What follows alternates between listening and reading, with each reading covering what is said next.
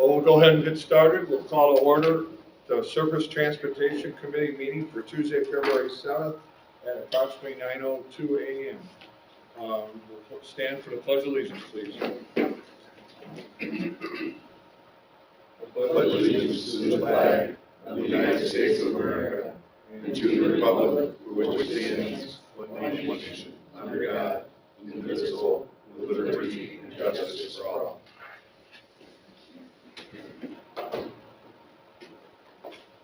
Thank you. Next, we'll do introductions. I'm Tom Schmidt. I'm the president of the Schererville Town Council, also the chair of the Surface Transportation Committee. Jeff Hewitt, Schererville Projects Administrator. Scott Weber, NERC staff. Flora Baum, nursing staff. Dwayne Alderson. Jerry Sweat, St. John, George Apple, Union Township, Porter County. Ed Morales, Porter Township. Dean Button, City of Newton. Kevin Cooley, NERC staff. Denny Cobb. Scott Pruitt, First Engineering. James West, Robinson Engineering. Bob Sandy, Robinson Engineering. Wendy Miss, Town of Munster. Thank you.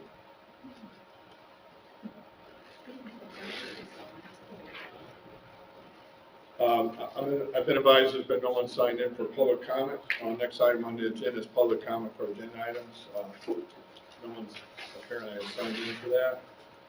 So we'll move right on to the minutes of October 18th, 2022 for approval for the minutes, and that's found on page 1 and 2. Motion to approve. Second. We have a motion and a second. All in favor, say aye. Aye. Motion carries. Thank you.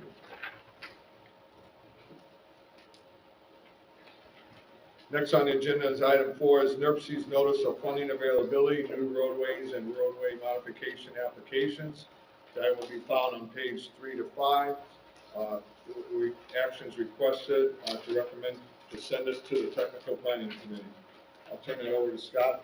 Scott has some comments. So thank you to all who participated in our January 10th peer review meeting that took place in the afternoon or the late morning, early afternoon of January 10th.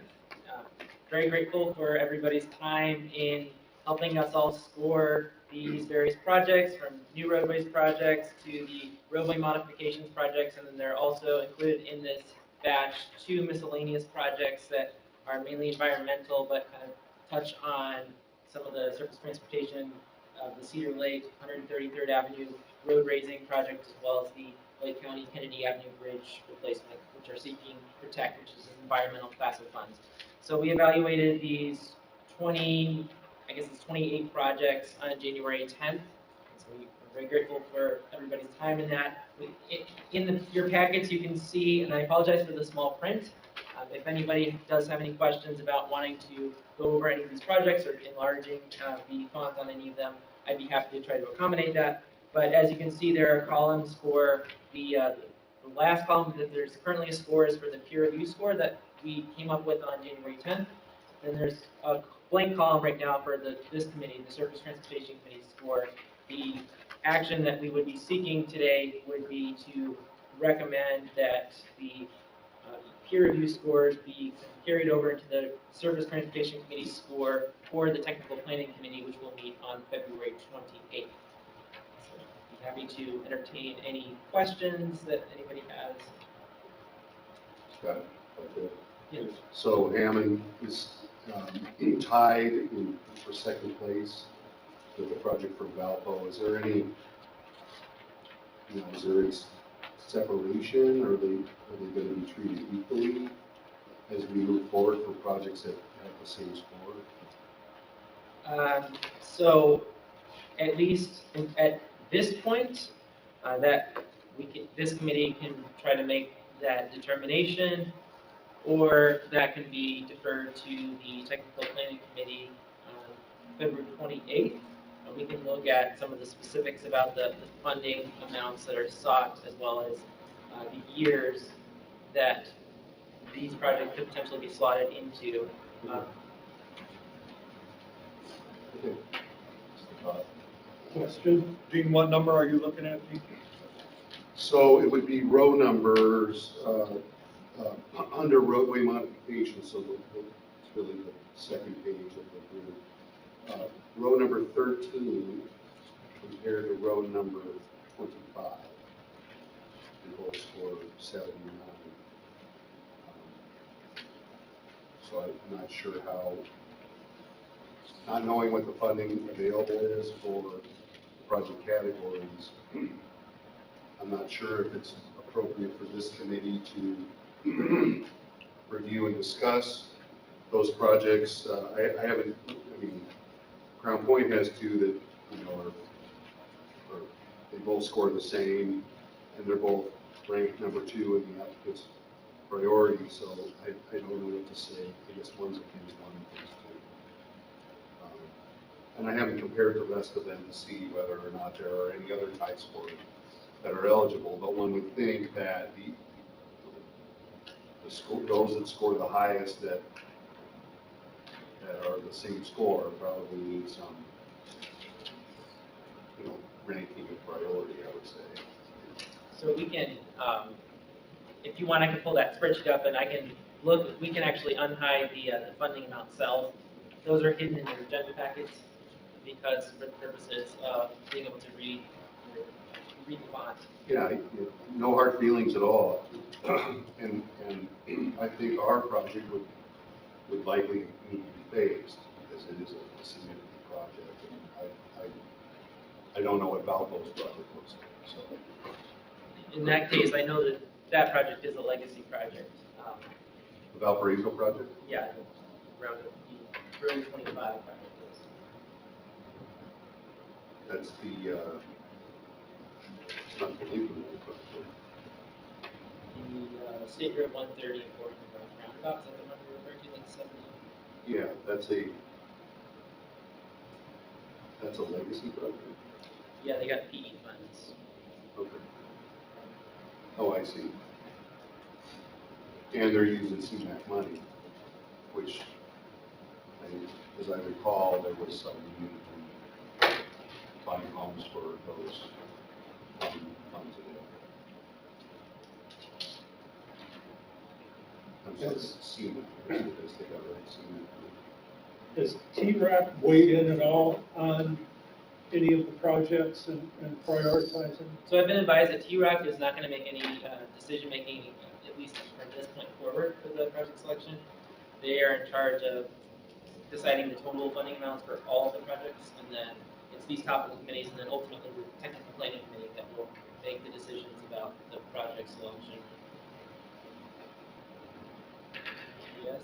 So we're going to TPC, then TPC and T-ROC for funding selection, is that how it's going to go? Or is it going to go to T-ROC for funding selection, and then go to TPC for final approval?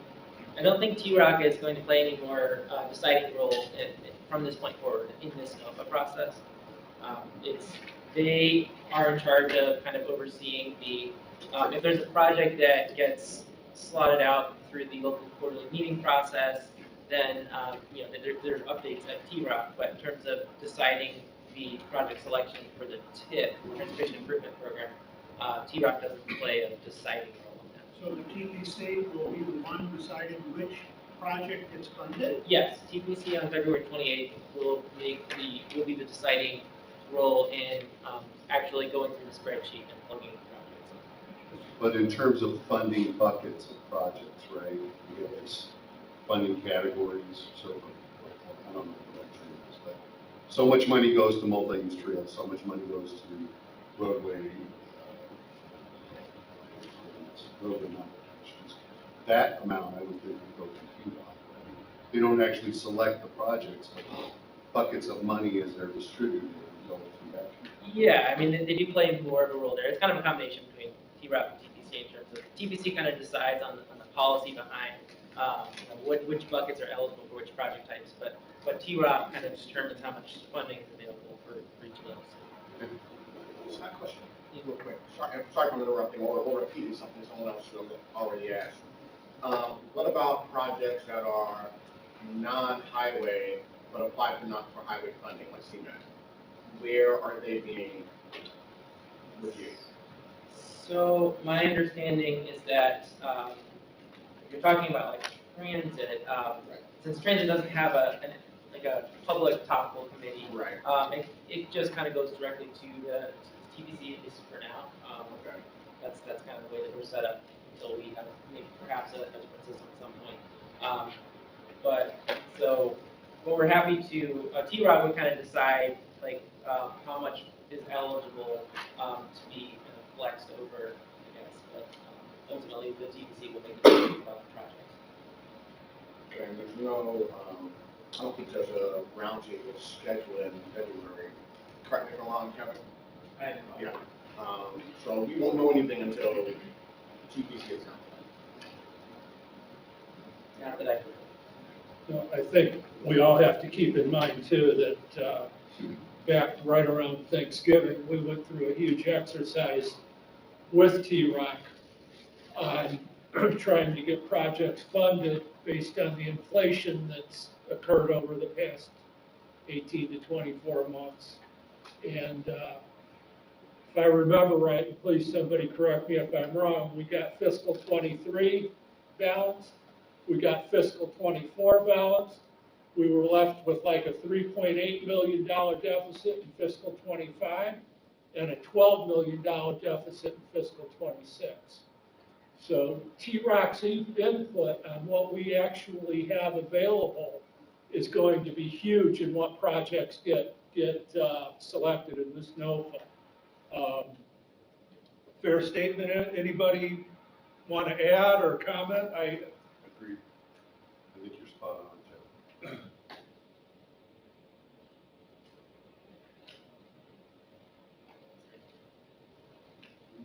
We all want our projects selected, but until we get a printing press in that little room over there, we're,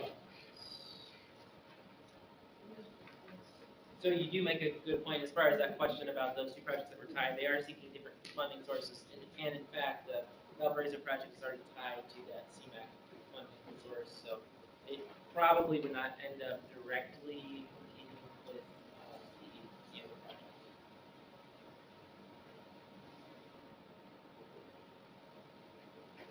Any other questions, any other comments? And Flora, please note David Wright is in attendance.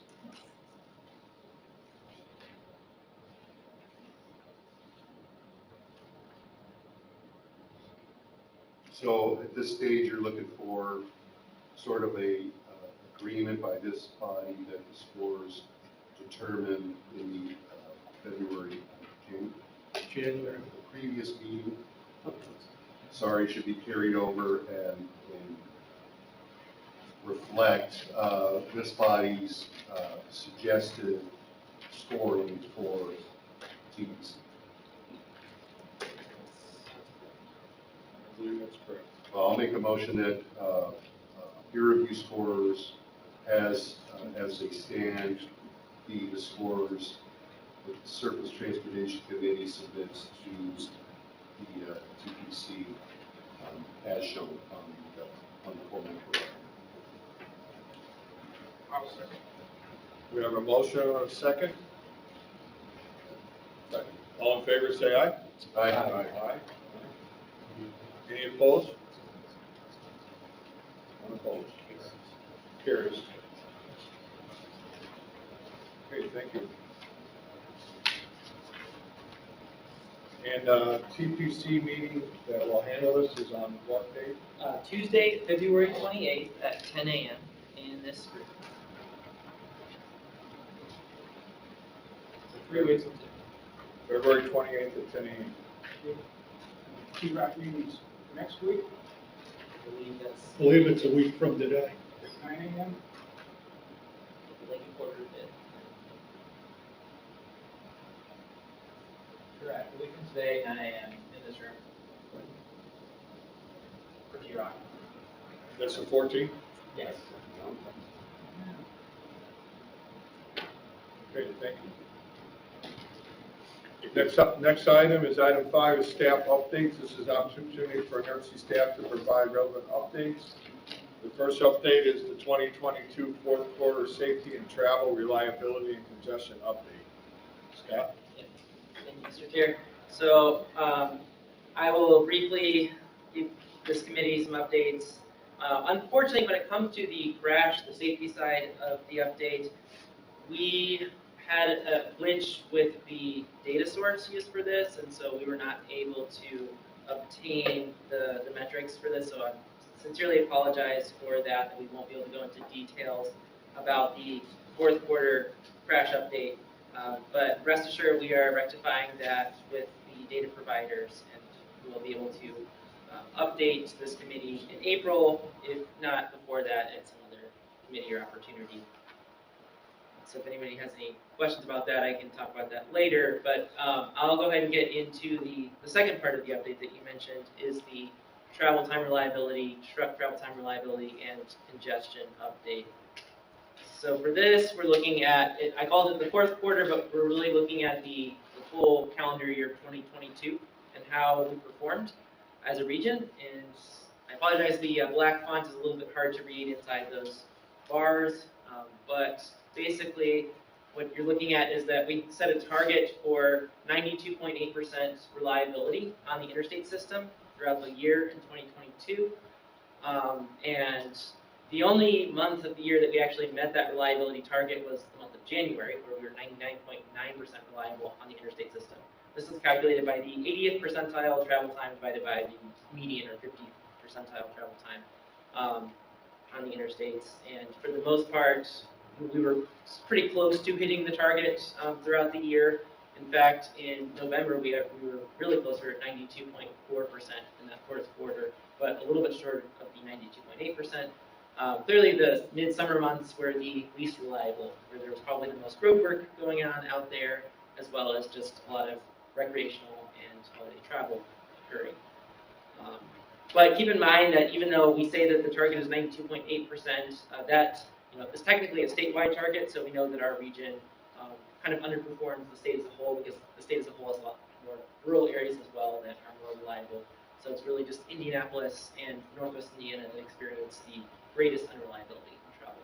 And when we look at a map of what that reliability map looks like, we can see that the problem with reliability was pretty much exclusively on I-80-94 west of I-65.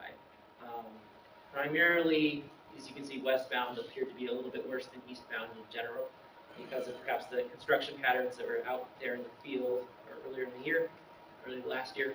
This is for the entire year? Yeah, this is for the whole year of 2022. Yeah. So there were a number of projects going on in that quarter, as we all know. But we can still, the good news is there was a lot of green on the map too. Pretty much all of I-65, all of I-94 east of I-65, and the entire Indiana toll road system looked pretty much green as far as reliability is concerned.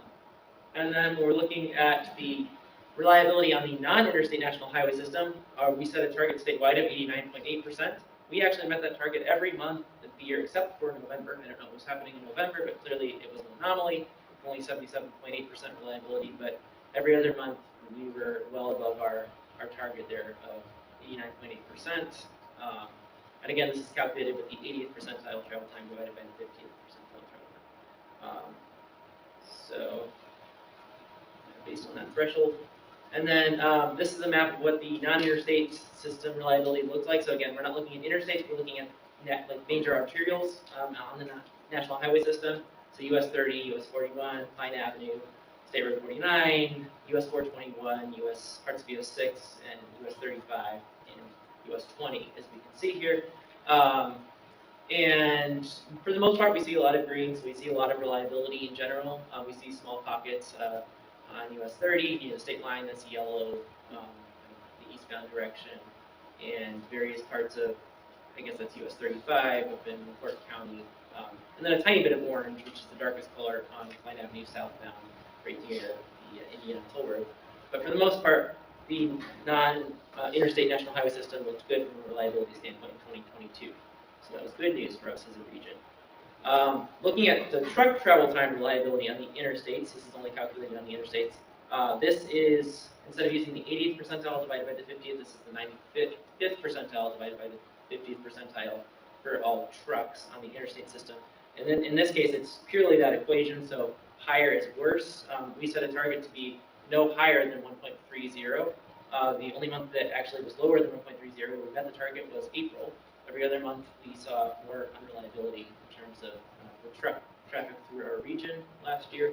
The least reliable months were actually June and December at 1.68. So December was the least reliable since June, essentially. But overall, we were pretty consistent with that. And very similar to the interstate reliability map, again, by far and away the most problem area for reliability was on the I-80-94 corridor, especially west of I-65. But you can see some of the darker colored pockets extending a little bit out from that area as well, onto I-65 southbound, as well, kind of between I-80-94 and US 30, as well as some on the Indiana Toll Road near the state line, and even on I-94 east of I-65 through the Lake Station corridor, we still saw some unreliability from the trucking standpoint. So look at the picture of how freight moves through our region. Now finally, when it comes to congestion, we're looking at the peak hours of excessive delay per capita on the national highway system in the entire Chicago urbanized area. And our whole region, including Chicago and Illinois, set a target of less than 15.6 peak hours of excessive delay during the morning and afternoon rush hours on the national highway system. And we actually met that target. For the entire year, we were only at 11.5, so well under 15.6, which is good. And that basically comes out to a budget of about 1.3 hours per month. And every single month, we were under our kind of budget for meeting that target of 15.6. The 2 months where we saw the most congestion, where we came closest to being above our budget, were in September and November. We were at 1.2, but still below the 1.3, and we've gotten us to that 15.6 target. In January, we were the least congested at 0.6 last year, so we were well under the budget for what would be allowable in order to meet that target in January. But overall, you can see kind of there was a little dip in the summer months here. June was lower than May, and then July was actually lower than June. So I don't know if that's just due to kind of the rush hour not being as defined in those summer months, or maybe more people are traveling or on vacation. But anyway, that's interesting. Do you have an opinion on these numbers versus pre-COVID numbers, right? People working from home. Yeah. Therefore, less congestion. So we do know that clearly 2022 and 2021 were a big rebound from 2020 when we look at the data. I don't have that in front of you today, but yeah, we have looked at that, and there's definitely a pattern there. We did rebound quite a bit in 2022, so we were pretty close to pre-COVID. But as you can see, our target was 15.6, which we set actually pre-COVID for this year, for last year, 2022. So we were still well under that. So when we're looking at the baseline data of like 2018 and 2019 to base our target, we were expecting it to be higher before knowing about COVID. Let's say, how would this compare to 2019, for example? It's still lower than 2019. At Yeah. least. So you got an effect. Yeah. Of people working from home. Clearly. That's why we set a target of 15.6. If we had known that it would be this low, we would have set a lower target. Sure. And the plan would be then to try to set a lower target in the future? Well, not necessarily, because we still want to meet our target in terms of looking good in front of the Federal Highway Administration and others that will be kind of looking at these metrics. And we do expect that there will be a rebound. Historically, when you look at the economy, when there's a rebound, we do get more congestion. So we always want to be aware of that. So we actually did set a very similar target for next year. And we are working with our partners in Illinois. Yeah, at To CMAP, set this. at the Chicago Metropolitan Agency for Planning, and then both INDOT and IDOT. And then if we look at a map, yeah, you're welcome. Okay, so again, we're looking at the entire Chicago urbanized area here. So this is actually the map of the congestion that we're looking at in the graphs here. We're looking at this whole system. So our little corner of Northwest Indiana is kind of just a small pocket of this whole map. So a lot of the congestion was, for example, on the Stevenson Expressway, 55 in Illinois. Those types of expressways experienced a lot more acute congestion than in our region. Although, of course, not suggesting that we didn't experience any congestion on I-80-94, especially over the summer. We all know that, but that's just kind of what it looks like at the full regional level. And also, as you mentioned about the COVID patterns of working from home, that probably wasn't evenly distributed throughout our entire region. That might have impacted certain areas more than others, so in this entire area. So anyway, that's the update I have for you for the travel time reliability, truck travel time reliability, and congestion from the forest quarter, really the whole calendar year of 2022. If anybody has any questions, I'd be happy to answer them.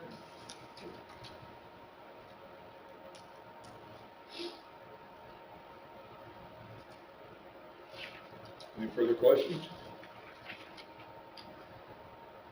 Scott, thank you very much.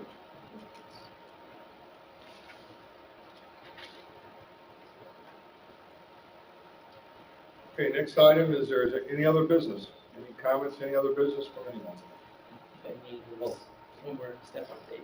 Oh, I'm sorry, Scott has one more step update. So the travel demand model improvement update, as you can see in 5.2. We are still under contract with Cambridge Systematics to update our travel demand model. This is the model of basically travel in our entire region and being able to forecast that all the way out until the year 2050, every year in 5-year increments out to 2050. So far, the consultant has delivered us the base year 2019 model. We used a base year 2019 because that was the most reliable pre-COVID year where we could validate the data. We could really rely on 2020 and 2021 field data. So our base year for this next plan cycle update for our travel demand model will be 2019, and our horizon year will still be 2050 for the NWI 2050 plus. So they've delivered that year as well.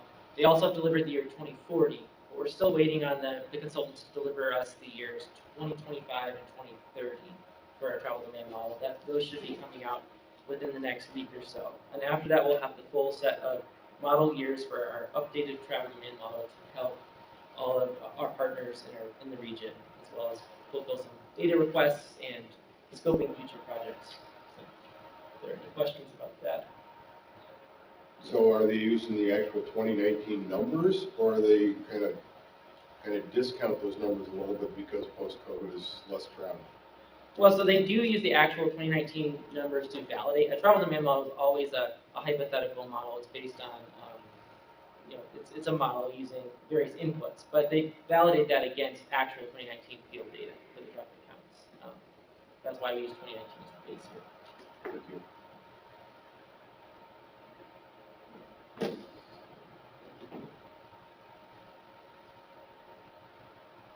Any other question? Comments? Scott, you good? Any other comments on next item, other business? Any other comments on any other business? No comments? The next meeting is scheduled for the STC scheduled for April 27th at 9 a.m. here in the emergency building, and then I'll need a motion to adjourn. Move to adjourn. Second. Thank you very much. Thank you.